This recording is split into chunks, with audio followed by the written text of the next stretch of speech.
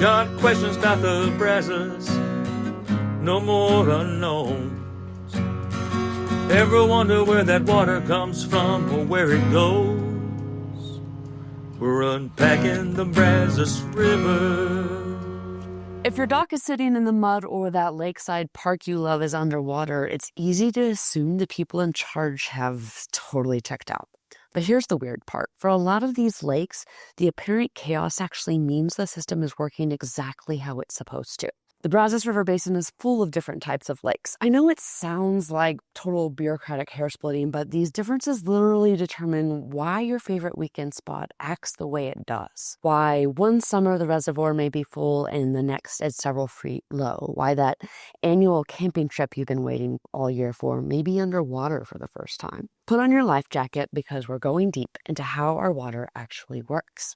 Welcome back to Unpacking the Brazos River. I'm Charlie Shugart, and I've got two guys with me who spend their lives worrying about this, so we don't have to. Abel is the BRA's water service manager, and Chris Higgins is a BRA lead hydrologist. These guys live and breathe this stuff. Aaron, first time in the pod, welcome to the hot seat. Give us the Cliff's Notes of your history with the organization. Great to be here, Charlie. I've started at BRA in 2008, so it's been roughly 18 years or so, and I've been in the water services department ever since. So yeah, it's fun. Yeah. Every day is a new day, and it's a lot of questions, and I think these podcasts are awesome, great platform, and I really appreciate you hosting these, and so we're glad to be here. Yeah, no, absolutely. These wouldn't be able to be done if you guys didn't come in and answer all my questions, so I appreciate that. And Chris, glad you could join us. Tell us a little bit about what you do. How long have you been with the BRA? Oh, hey, Charlie. Yeah, thanks. So I started in 2006. This coming up March will be 20 years or so. I was originally hired as the water resources planner, and I was charged with at least starting the BRA's first water management plan. I served in that capacity for a few years until I was promoted to the hydrologist position, where I began doing all that day-to-day type management of the BRA water supply system. I helped our organization transition with the establishment of the Brazos Water Master back in 2015, and then helped integrate the BRA System Operations Permit and Water Accounting Plan. And so that's pretty much where I am today. I'm excited to answer your questions, and let's go. All right. What do you got? Yeah, let's do it. Okay, so where do we begin? Do y'all know how many reservoirs are in the state itself? So I will say it depends on your definition of reservoir. Okay, explain. Some folks think, they have 100 acres or so and they have a couple of stock tanks. Somebody could argue that those are reservoirs. But if we're just talking about major reservoirs, and when I say major, Texas Water Development Board has a definition of a major reservoir as a reservoir capacity being anything larger than 5,000 acre feet. And so an acre foot, it's probably been defined here or there, but 1 acre foot is about 326,000 gallons. It covers roughly a football field inundated with a foot depth of water. That is 1 acre foot. So 5,000 acre feet is a decent size. A lot of football fields. A lot of football fields. And so Texas Water Development Board has an awesome website. It's www.waterdatafortexas.org. And they have a compilation of data specific to all the reservoirs and the major reservoirs across the state. So there's, roughly about 200 of those major reservoirs in the state. If you count all those smaller reservoirs that are like 10 acre feet or larger, you're looking at 8,000 plus. Oh, wow. Okay. And if you count my dad's stock tank, they're in Gatesville, it's 8,001. His isn't 10 acre feet. Typically, a smaller stock tank is going to be 2, 3, 4 acre feet. I've calculated my dad's tank and it's about 3 acre feet. Okay. So you have a lot of these, they call them PL 56, Public Law 566, that were built back in the 50s and 60s by what was then the Soil Conservation Service, which is now the NRCS, the National Resource Conservation Service. And those were flood retarding dams to lower flooding on a lot of the tributaries in Texas. You have a lot of those scattered out, and those are relatively large, but they're not part of those, what Aaron was just saying. They're not 5,000 acre feet or larger. Yeah. Okay. So it depends on your definition, size, Yeah, I would say larger reservoirs, and getting back to the acre foot, that's a definition or a term and a volumetric term, for what we call big water. Most of the reservoirs in the Brazos, we think that they're large, but comparatively to other reservoirs across the world, they're pretty small. Oh, interesting. But yeah, you could call the more major reservoirs, you call them big water. Big water. So I'm going to 100% start referring to them as. Okay, so speaking of the Brazos River Basin, zooming in, how many are we talking about there? There's about 40. So the BRA water supply system, of course, we have 11, but there's a lot of pretty significant reservoirs scattered through. Some of them are power plant cooling lake. What does that mean? Well, so they were originally intended as cooling ponds for power plants. And so they use evaporative cooling. They withdraw water from the reservoir and it goes through a closed cycle. When they produce power, it generates a lot of heat. And so part of that water gets used as steam and some of it gets returned back to the reservoir and it evaporates out. And it's part of the cooling process for these power plants. So it literally cools down the power plant because it gets really hot.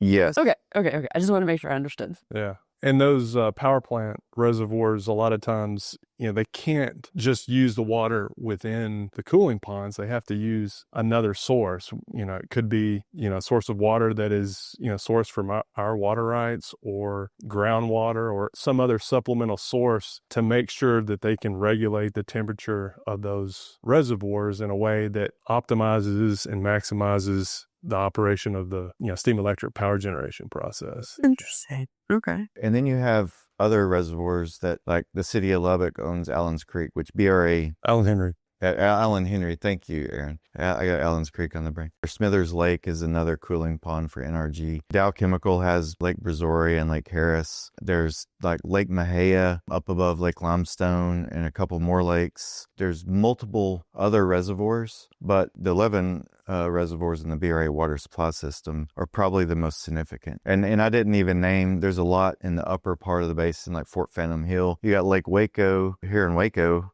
which ironically enough, our central office is here in Waco, but it's not our lake. The Corps of Engineers owns and operates Lake Waco. City of Waco owns the water rights within Lake Waco. It's a core reservoir that's within the Brazos, but is not integrated within our system. BRA, we own and operate Possum Kingdom, Lake Granbury, Lake Limestone. We have dedicated water rights for water supply in those three reservoirs, but we also have what's called storage agreements. You could also equate it to like a lease agreement between BRA and the U.S. Army Corps of Engineers to essentially lease the space within these multi-purpose core reservoirs for water supply purposes. So there's, those reservoirs are also used for flood control. And I think, we'll talk about that maybe a little bit later, but to put it in perspective of, it's kind of, how would you say, there's a lot of different entities that are involved in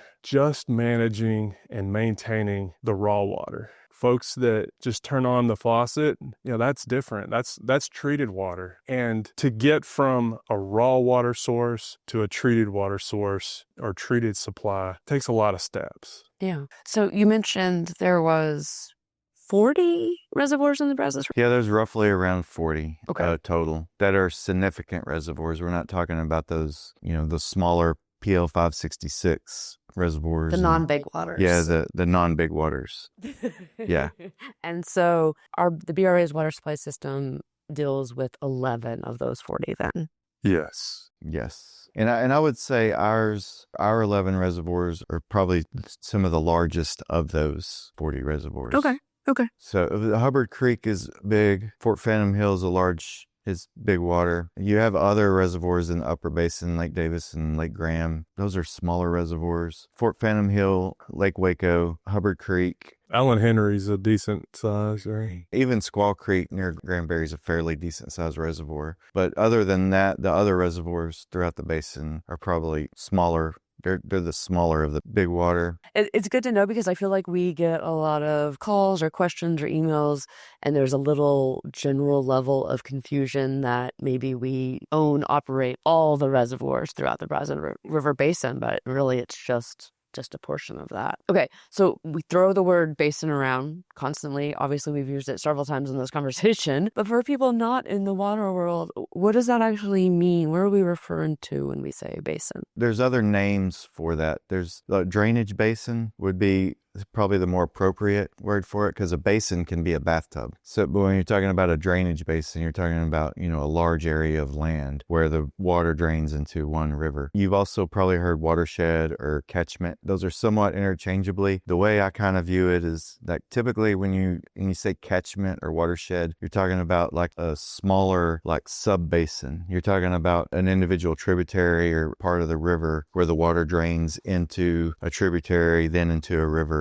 and then flows down to the Gulf. And I consider a basin or a drainage basin a larger area of land like the Brazos River Basin. That's kind of the way I see it. It has boundaries, and if you're on the other side of the boundary, it's going to be the other basin that's adjacent to that basin. It's going to drain into that area. That's kind of my definition. Yeah, what you got. Another thing that folks could visualize is, imagine yourself down at Freeport, Surfside area. The water that is flowing out of the Brazos into the Gulf is sourced from somewhere, and it's upstream, obviously, and you can trace a particle of water all the way potentially up from the Lubbock area. And so every basin or catchment or watershed has an outlet, or has essentially where water ends up and finally moves to, somewhere else. That could be the Gulf, that could be a reservoir, it could be a confluence or the meeting of a tributary or a stream to the main river. Obviously water typically flows from high elevation to low elevation. So it can be confusing, but Chris is right. I mean, you can have my two hands cupped together.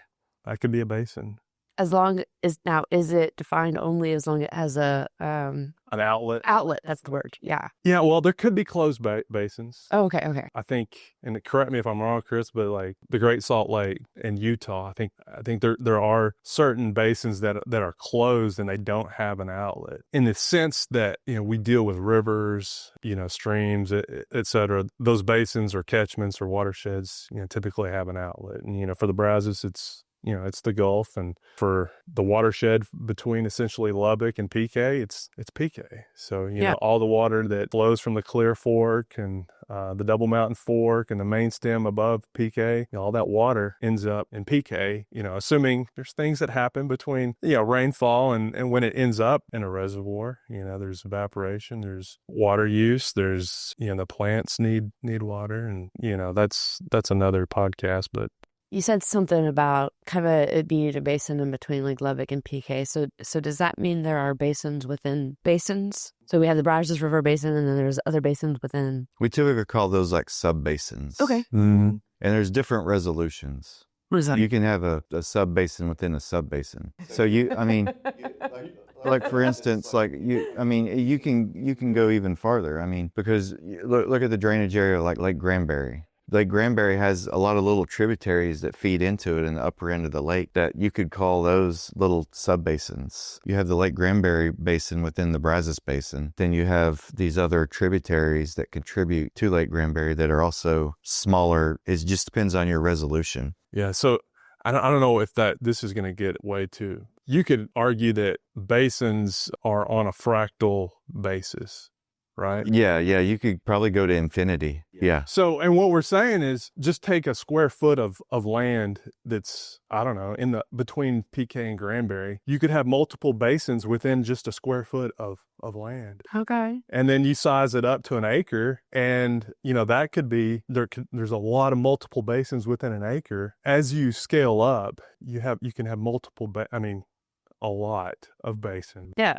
Okay. And that probably confuses people, but. He says while looking at my face. Oh, does it matter? Does it matter that there are different basins within basins within basins? Yeah, it does. Why?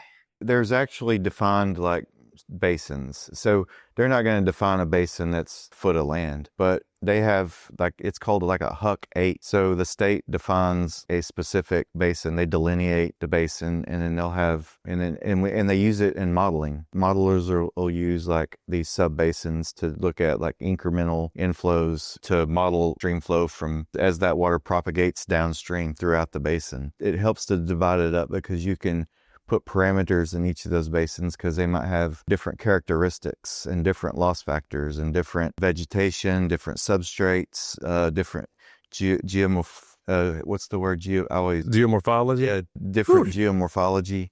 And so it's beneficial to break those up into basins for like modeling purposes and looking at water availability in the basin. So yes, they do serve a purpose. Sure. And even operationally, I mean, when we look at the potential of new USGS stream flow gauges, we look at basin divides and, okay, well, it would be good to have a USGS gauge in this sub-basin, and we have to delineate those. Also, as Chris said, there's a lot of activities that go on from, one portion of a basin to the other or in a sub-basin and how that interacts with the main basin. So I think we've gone down a rabbit hole. Just so everybody knows, the USGS is the U.S. Geological Survey. Okay, so when we're talking about all these different reservoirs, Chris, you mentioned there being some specifically for cooling for the nuclear power plants. What about the rest of them? Do they all pretty much do the same job? No, there's multiple different uses of reservoirs. In the case of the Brazos, you can subdivide the types of use of the reservoirs in maybe 3 or 4. Obviously our 3 reservoirs are water supply reservoirs. The core reservoirs are primarily for flood control, but also water supply. And then Chris mentioned reservoirs that are associated with steam electric power generation. And hydropower at Whitney. And then there's also hydropower. So that, obviously there's only one reservoir within the Brazos that has hydropower use associated with that reservoir. And that's Whitney. And that's Lake Whitney. And you would call those multi-purpose reservoirs when they have more than one primary purpose. So if, the core reservoirs, water supply, flood control, Lake Whitney, you add hydro to that. So Lake Whitney has 3 primary purposes. So it would be a multi-purpose reservoir. Yeah, multi-purpose reservoir. Okay. So you mentioned that ours are strictly water supply reservoirs. What does that actually look like in practice? What does that mean? For water supply reservoirs, you can think in the operation of a water supply reservoir, obviously we have wetter periods of time and then we have drier periods of time. And as we may be entering a wetter period of time, but the reservoir it may be a couple feet low. We get rain, that reservoir fills up, and we may have to make continued releases to maintain the safety of the dam and keep the reservoir level as full as possible. As we enter a dry period, we want to keep water supply reservoirs as full as possible, as long as possible, so we can have the most amount of water that can sustain use throughout the next drought. Capturing water when it's available and keeping it around as long as possible to make it through the next drought. That's kind of how, I think we've described the way we operate water supply reservoirs here at VRA, and that's how many others do the same thing, across the nation and the world. I will say that there are secondary benefits of reservoirs, right? Sure. These reservoirs were built decades and decades ago. Once they were built, that was a lake surface that wasn't there. There was definitely the need and the want to enjoy that lake surface and the multiple lakes that are around. And so, we understand that is an economic benefit. It's nice to own a house right next to the lake and see the water and play in the water and fish and do everything. But that is a secondary benefit. And they were built as far as Lake Granbury and Lake Limestone, they were built solely for water supply and funded by TXU, by BRA through the sale of water to that entity for their power plant. So that was the initial reason why those reservoirs were there. But it's nice to be able to enjoy the secondary benefit. You got the other benefit of fish and wildlife. It's habitat as well. It's a very large habitat. And you didn't mention Possum Kingdom, though. So was Possum Kingdom originally designed just for water supply? So initially, obviously, Possum Kingdom did have hydropower generation as a use type with PK. Oh, yeah. So, at the time, that was towards the end of the Depression, coming out of the Depression. So WPA program, I think was leveraged to try to construct that reservoir. But there was like a rural electrification component to that, but I'd have to, and we can come back to that. Yeah. I want to go back to something, Aaron, that you said earlier. When we're talking about our 3 reservoirs, you mentioned that we want to keep them as full as possible, but we also need to protect the structural integrity of the dam. What do you mean by that? Can the water only go so high? Yeah. How does the lake level affect the structure of the dam? So as inflows are occurring during flood events, if we don't release any water, the water level will rise to a point where it will overtop the dam, overtop the gates, if we're talking about, all 3 of our dams. And that is a major dam safety issue. We have to, in real time, calculate inflows that are coming into the 3 reservoirs during flood events and make decisions on the magnitude and timing of the releases from the reservoirs to manage the lake level at safe levels. Obviously we don't want the water level to overtop the gates. So because that could, we could lose control of the gates and we wouldn't have any manner to release the water except it overtopping. Those dams, both Moore Shepherd, De Cordova, and Sterling C. Robertson, they were not designed to have lake levels that were any higher than what they were designed for. So we can't store any additional water in those reservoirs. We can't physically do it. Even if we wanted to, it would overtop the gates and it would jeopardize the integrity of the dam structure itself. And that might not be something that everyone realizes, that the way water is released is not just when it gets full and it rolls over the side of the dam, that the dam gates are actually operated in a way to release. For Lake Limestone and Lake Granbury, they're outfitted with Tainer gates. And so there's a cable that pulls those large gates up. I don't know the exact dimensions. They're like 30 feet by 30. It's a little bit, the sizes are a little bit different between Limestone and Granbury, but they're very large steel gates connected to a cable. And we pull them up and the water goes underneath over a weir. And so it's designed to pass that water with minimum erosion, downstream. That's kind of how those gates are set up. Lake Possum Kingdom, those are bear trap gates. And so those are 13 feet tall. I think they're about 90 feet wide or so, maybe a little bit longer than that. And so we drop those gates. And so it's almost like it's on a pyramid or a triangle. It's 2 leaves sitting on each other, and then the front leaf goes down and the top leaf folds over the top of it, and then water goes over the top. When the lake's full and those gates are down, that's about 13 feet of water going over the top of those bear trap gates to pass the water through the lake. But we have other methods to release water and lower flow quantities. We have 3 low flow gates at PK Lake, and we also have what's called a controlled outlet conduit that releases up to about 3,000 CFS. That water source from lower in the reservoir, much lower in the reservoir. So at Granbury, we have obviously our 16 Tainer gates, and then we have 4 low flow gates that allow up to around 3,000 to 3,500 CFS through different portions of the reservoir, kind of middle portion of the depth column or so. And then at Lake Limestone, we obviously have 5 Tainer gates, and then we have 2 low flow outlets that, we can release water, outside of the Tainer gates. So yes, we have different outlets that we can release water from at different depths too, depending on, certain circumstances. Yeah. Okay, so just so I'm clear, whenever our 3 reservoirs are completely full and there's no means of holding any more water without damaging the dam, we have to release water if more water is entering it. Yes. Yeah. Okay. What goes in must come out when the lake's full. Okay. In real time. In real time. And that means 24/7, 365. Mother Nature doesn't take holidays. And we're not unique to other water supply reservoirs in other areas of Texas and in the world. That's how you operate those types of lakes. You measure inflows and you pass them downstream. Okay. When the lake's full. So if the water in, let's say, Possum Kingdom Lake or Lake Granbury is being used for water supply, does that mean that water is what's coming out of my faucet if I live lakeside to that area? Maybe not. Maybe not. Yeah. No, I mean, you're not, I guess the question, please don't drink raw water. Right. Yes. I didn't mean directly from the lake to the. Unless you have an ironclad stomach. Yeah. Like, So good to clarify, though.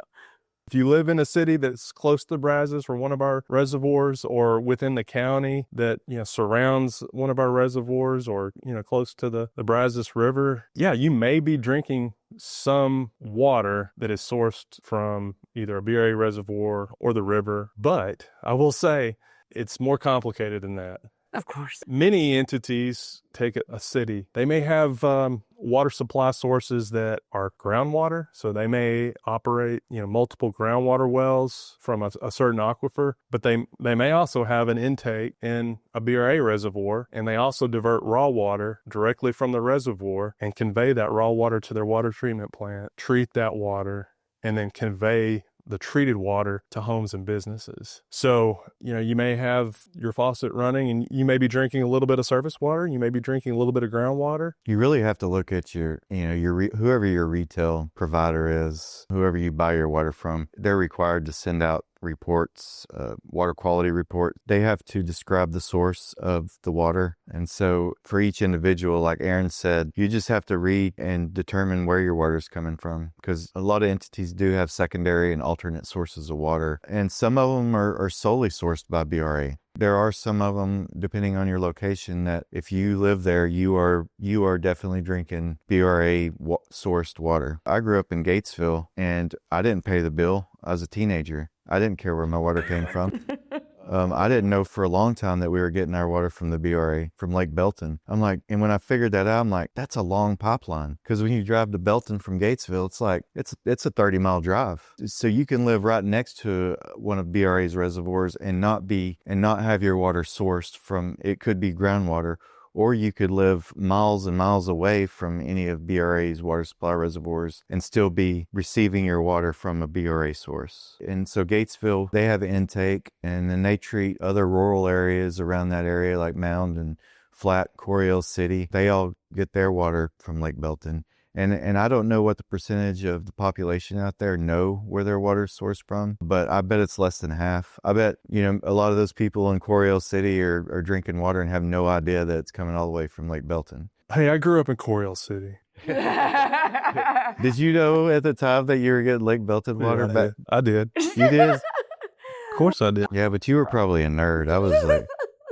Another example, to Chris's point, many people, I bet you a lot of people out there listening to this has visited Galveston Island.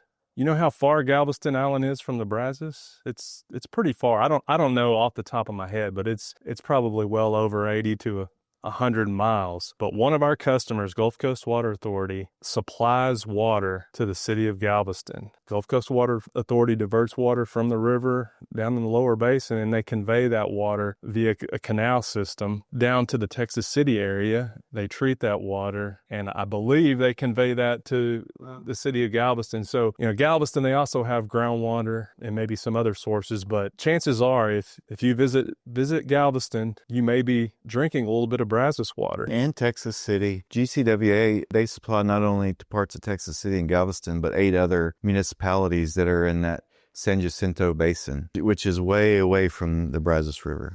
Yeah. If you don't know where your water is coming from, there's 2 different ways that might be helpful that you can look up. The Texas Commission on Environmental Quality has something called the Texas Drinking Water Watch, and it allows you to do something like enter the city of Waco, and then it'll list well or surface water intake that like your provider uses. And then there's something called the Consumer Confidence Report. So every public water provider has to publish this. And I think this is what you were leading toward, Aaron, which the annual report lists some of the different information about the water source where you're getting water from. So there are ways out there that you can find more information about the water that you're getting.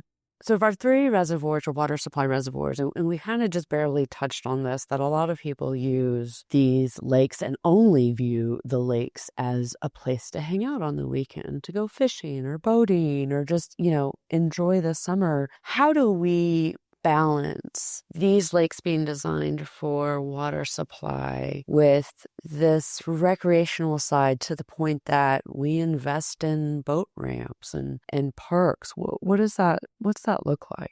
So I'm just going to say it how it is. I mean, there's not really a balance. These lakes have a primary purpose. They're for water supply. And the secondary benefits are great. You know, I use the lake. I have a little John boat. I love going out on the lake. And I hate it when the lake's low because you can hit stumps. You can hit like low underwater islands that you can't see. But it's better when the lake's full. And many people here in the BRA enjoy the lakes for recreational purposes. And we all want the lakes to be full. When the lake is full, it's a good indicator that our water supply system is in good shape and is in a position to serve our customers for its intended purpose going forward. So we all want full lakes, whether you're a recreator or you're a water supply manager like BRA. We do maintain parks and boat ramps at our 3 BRA owned and operated reservoirs, and the Corps does the same for their 8 reservoirs in the BRA water supply system and across all the other reservoirs, because we realize that that is a great benefit for the population,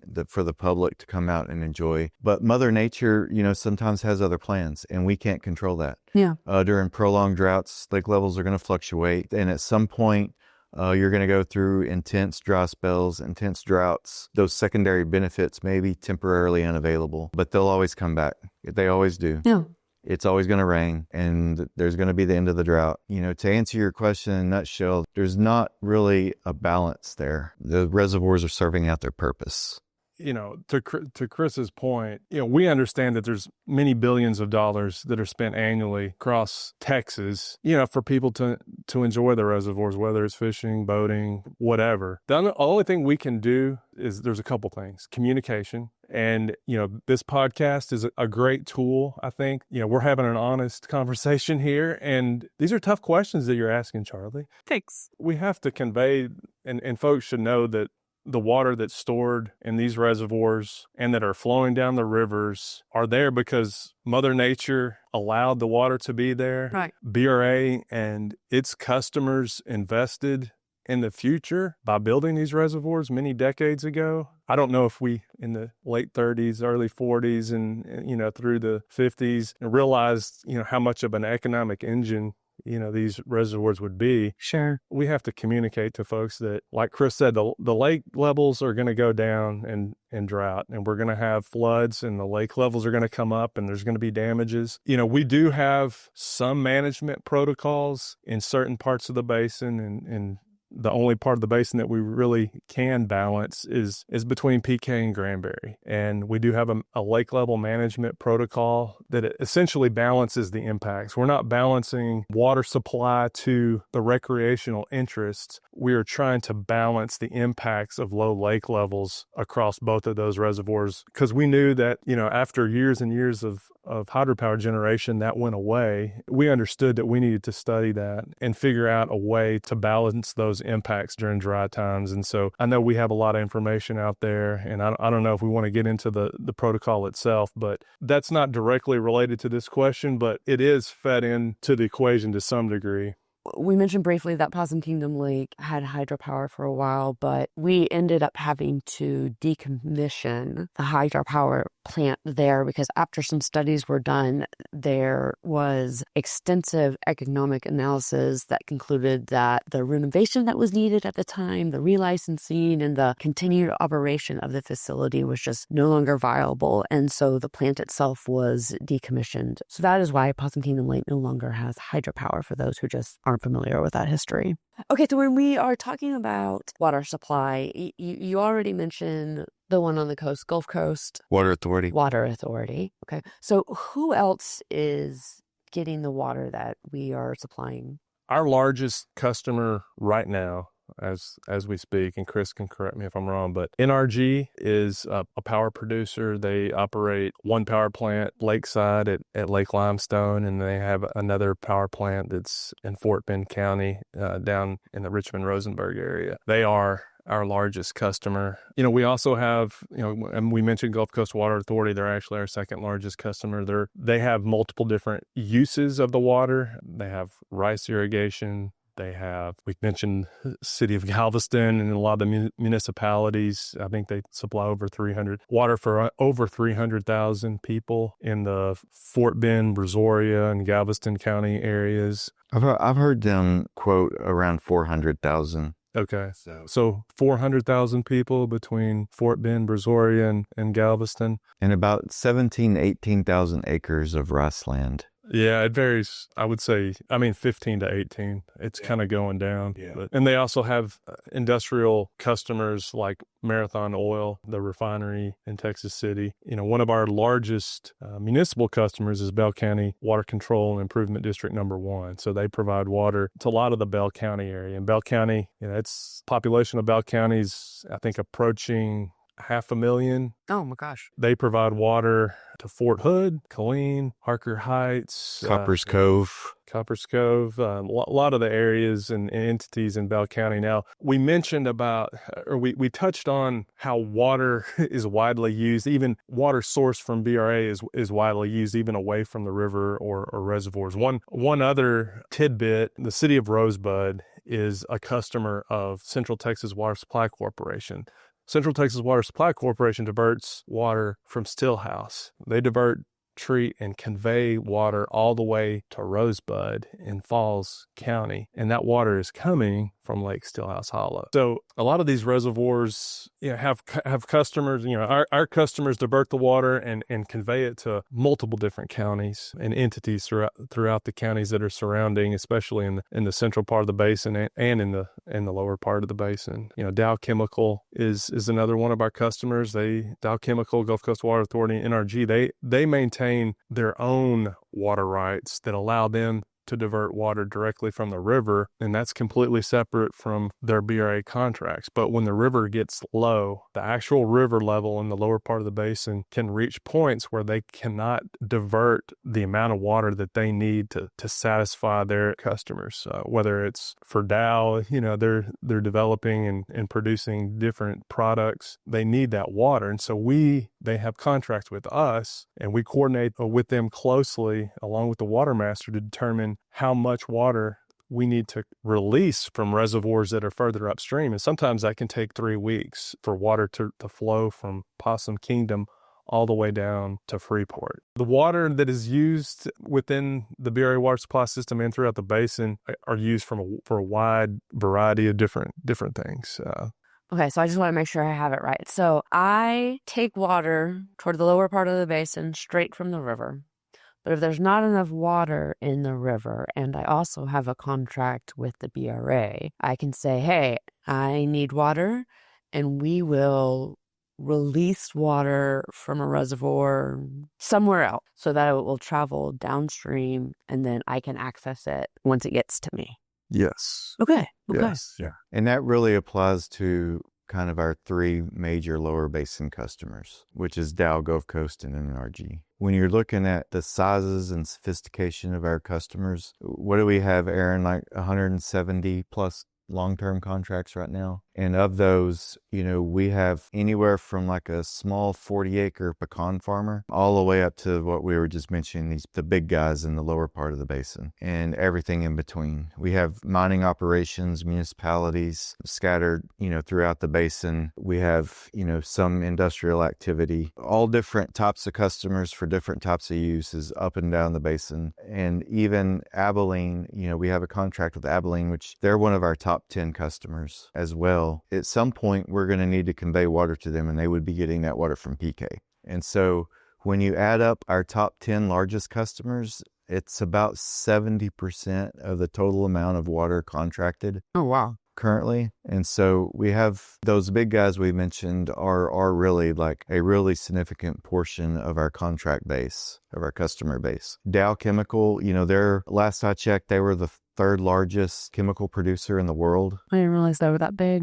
NRG, like Aaron was saying, they have their power plant on limestone, but they also have their WH Parish plant along the main stem of the Brazos in the lower basin. This may have changed, but last I checked a couple of years ago, they were the 2nd largest conventional power plant in the United States. They're like a 4,000 megawatt plant, so they're a big deal. And Gulf Coast Water Authority, you know, they provide water to, like Aaron was saying, 10 different municipalities, 400,000 people. They have 7 different refineries and industrial complexes that they provide water to. And so these are a big part of the Texas economy. Yeah. With the BRA, you know, providing this vital water source, it's a big part of the engine that keeps the Texas economy, you know, really afloat and going. So Yeah. So I'm obsessed with the side quest we went on, truly. Top tier content, but we never broke down what makes a flood control reservoir a flood control reservoir. So would you guys be down to come back soon so we can maybe get into that? Absolutely. That'd be awesome. yeah, sure. We'll circle back around Perfect. for sure. All right. Well, everybody, then just stay tuned for the next episode. I'd still like to know, how we keep track of every gallon that gets pulled out of the river and, what's the deal behind what many call a constant level lake. Basically, I took notes and shocker, I have follow-up questions. Thanks for joining us on Unpacking the Brazos River. We'll see you next time.